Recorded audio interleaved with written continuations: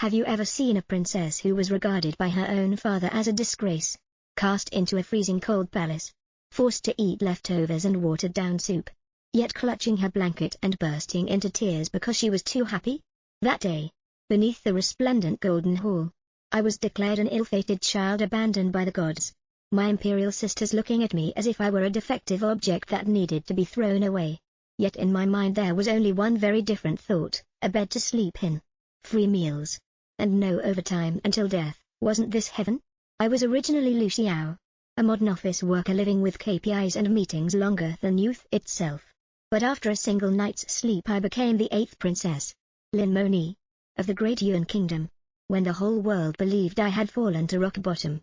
To me this life felt exactly like easy mode in a game.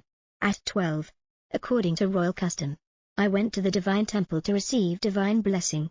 The 7 princes and princesses before me had all made the spirit stone shine brilliantly. But when it was my turn, everything was silent. The stone lay cold in my hand, without a single glimmer. The high priest merely shook his head and said the 8th princess was ill-fated. My father waved his sleeve quickly. Send her to the northern palace. Do not let her offend my eyes. And so I was exiled, accompanied only by a maid named Xiao, to an old courtyard that leaked when it rained and howled when the wind blew. Everyone thought I would cry myself to death. But on the first night I cried from joy. In my previous life I had woken to my boss's calls and fallen asleep with reports chasing me in my dreams. Here, no one forced me to draft plans at midnight or asked when it would be done. That alone made me feel as if I had won the jackpot of fate.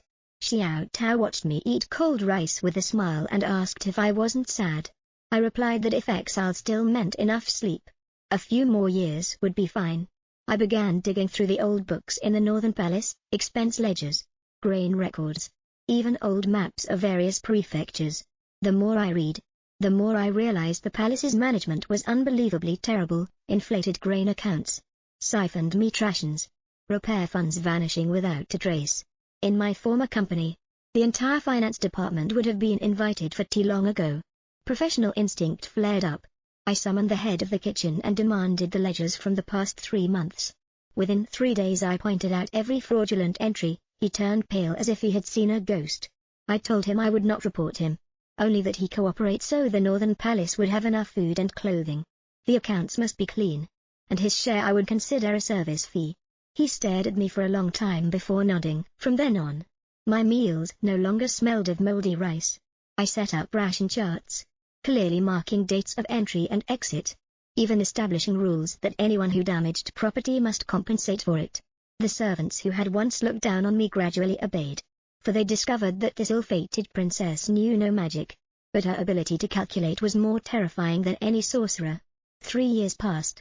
The once desolate cold palace grew brighter.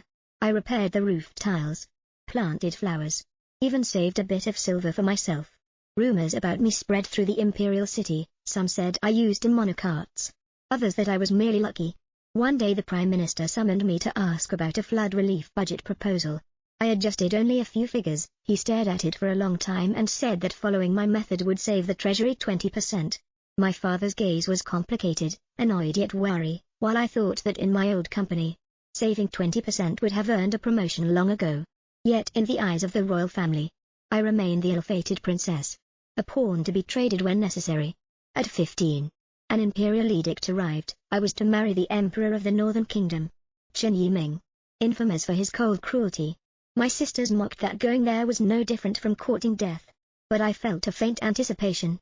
It was said the northern kingdom did not favor cumbersome etiquette and that officials worked by efficiency. That alone made me want to test my luck again. The day I met Qin Yeming, I stood beneath the hall and looked at him as if at a new boss. He regarded me coldly. I have no need for useless things. If you obstruct me, I will kill you. I did not tremble. I presented a small booklet. This is a 3-year optimization plan for military provisions. Implement it, and you can save 20% of the treasury. The hall fell silent. Some looked at me as if I were mad. He asked what I wanted. I answered honestly, to end court on time, have meat for dinner, and no meaningless meetings. He paused, then laughed, the first smile I had seen on that icy face. From that day, I became the strangest figure in the northern kingdom, not a dignified consort, but someone who specialized in debugging the system.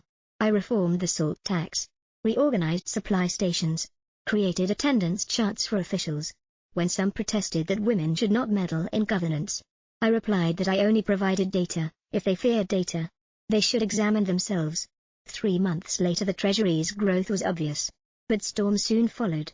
One night the military granary caught fire, and spears were pointed at me. The Prime Minister declared that someone from Great Yuan was highly suspicious. I remained calm, opened the ledgers, and pointed to those responsible over the past 3 years, saying whoever feared me checking the books most was the culprit. 3 days later the truth emerged. The mastermind was dragged from the hall. Qin Yeming looked at me for a long time and asked if I was truly only an ill-fated princess. I smiled and said I had worked with bosses far scarier than him. At least he let me eat on time.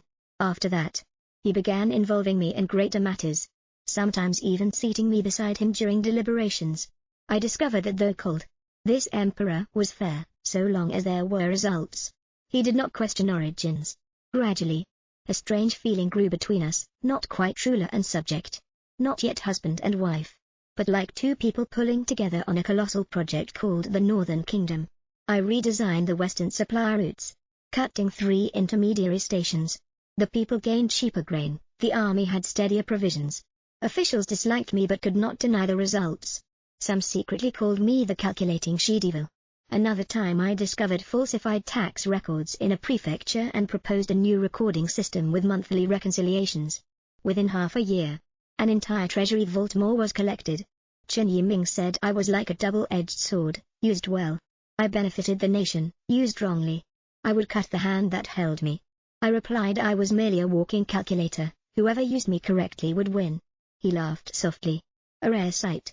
On some nights he kept me late in the hall, not to discuss affairs, but to ask about my former world. I told him of skyscrapers, office lunch boxes, and how people could love without political marriages. He listened intently, his gaze no longer so cold. News reached Great Yuan. Those who once mocked me grew uneasy. My father sent letters of inquiry. The Empress wished to summon me home. I found it ironic. When I was in the cold palace, no one asked whether I lived or died. One stormy night Qin Yeming asked that if one day he faced Great Yuan in battle, which side would I choose? I looked at the steaming tea and answered I would stand with the place that let me leave work on time and did not treat me as disposable. He laughed long and said I had no loyalty. I replied that loyalty to a decent life was also a form of righteousness. In that moment I realized I no longer feared him as I once had. I even leaned a little on the peace he gave me. But the Northern Kingdom was not only ledgers, it held blades and hidden schemes. The southern border rebelled. Qin Yeming wished to personally lead the campaign, and I was dragged into deliberations among generals who looked ready to devour me. They dismissed a woman, while I asked 3 simple questions: how long provisions would last, how many bottlenecks lay along transport routes, and what maximum casualties were acceptable. No one could answer. I unfurled a map I had drawn, indicating 3 safest routes, suggesting feints at 2 points and concentration at the real target. The hall fell silent. Someone even dropped a teacup. Qin Yeming looked at me as if meeting me anew and said if the plan succeeded, I would be greatly rewarded. I replied that a day off would suffice. The hall burst into laughter, the heavy air easing. The campaign unfolded as calculated. The Northern Kingdom won faster than expected. My reputation shifted from ledger woman to strategist behind the scenes. While in the harem new rumors arose. Some said I bewitched the emperor, others claimed I was a pawn of Great Yuan. A palace maid even attempted to poison my tea, but Xiao discovered it in time. I only smiled. Such tricks were common in my old company, except they killed careers rather than people. Qin Yeming truly lost his temper when he learned of it. The first time I saw him so shaken because of me, he asked if I was afraid. I admitted I was, but I feared even more returning to a life decided by others. One day in a secret chamber I found old records revealing that Lin Mòní's background was far from simple. Her mother had once been the most brilliant female official of Great Yuan, framed to death for being too capable. I suddenly understood why my father feared an ill-fated daughter, not because I was weak, but because I resembled the departed too closely. I told Qin Yeming. After a long silence he said if I wished for revenge, he would lend me his blade and even this empire. I answered that revenge was exhausting. I only wanted an easy life, good food, sound sleep, and someone to shield me from the rain. He looked at me differently then, no longer as an emperor viewing a subject, but as a man looking at someone he wished to keep. Yet fate did not allow me leisure. An envoy from Great Yuan arrived with shocking news. They wished to bring me back as a bridge of alliance once more, essentially to pull me away from the Northern Kingdom and from Qin Yeming. In the Great Hall he asked calmly if I wished to return, though his hand was clenched tight. I told him I would stay wherever paid on time and let me live as a human being. He laughed and said then stay, he would pay more. With one condition, I must not leave his sight for too long. Only then did I realize that between us had grown a feeling hard to name, part comradeship, part soulmate bond. With a touch of youthful sweetness. I did not need divine blessing. What I had were nights spent awake writing reports. The ability to read numbers and know who was lying. The instinct to survive among those ready to trample one another. From an abandoned princess, I rewrote my destiny step by step in the Northern Court. And the heart of that cold emperor slowly changed because of me. The road ahead remained long. Great Yuan would not yield. The noble clans would not submit, but so long as I could live by my own choice, I would not lose.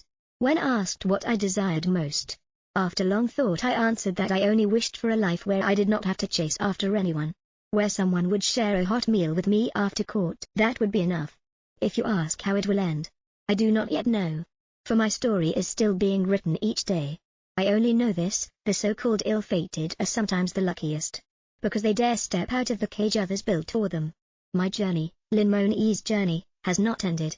And perhaps in the next chapter, you will see a cold emperor learn to say 3 simple words, I like you.